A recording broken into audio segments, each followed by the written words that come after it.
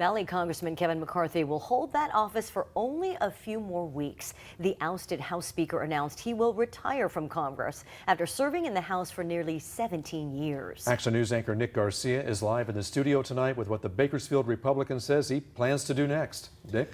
Well, Warren, Margot, McCarthy first indicated this day might come a few weeks ago when he told CNN he was frustrated with his Republican colleagues who voted to remove him from the speakership. Now it appears his mind is made up.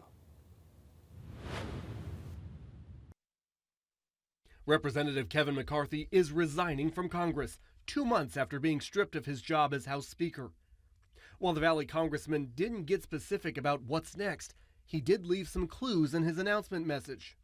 I will never, ever give up fighting for this country that I love so much. McCarthy also said in an op-ed his work is, quote, only getting started, adding, I will continue to recruit our country's best and brightest to run for elected office.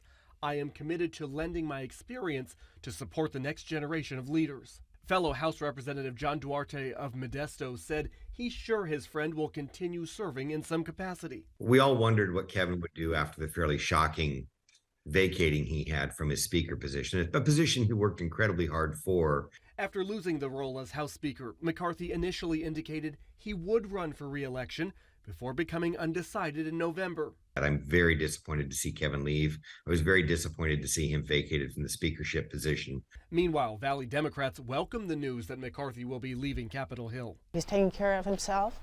He made it to Speaker. He has, done well that way, but I don't think he's been an asset to the area. She's confident in Fresno entrepreneur John Burroughs, who's already received the Democratic Party's endorsement for the seat. As for which Republicans will run against Burroughs to represent the district, that will be revealed in the coming days. The filing deadline has been extended to next Wednesday. Now, there is already one Republican running, businessman David Giglio of Madera. He's a conservative who says he stands with former President Trump.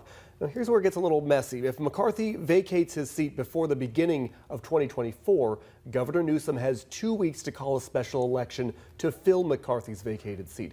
But if McCarthy waits until January, it's up to Newsom if there will be a special election at all, as rules do not require one if that seat is vacated in the final year of a term. Confusing, I know. We'll break it down for you if that happens. McCarthy says he'll be leaving before the end of the year, so we probably can expect a special election in the next few months. Live in studio, I'm Nick Garcia, ABC 30 Action News.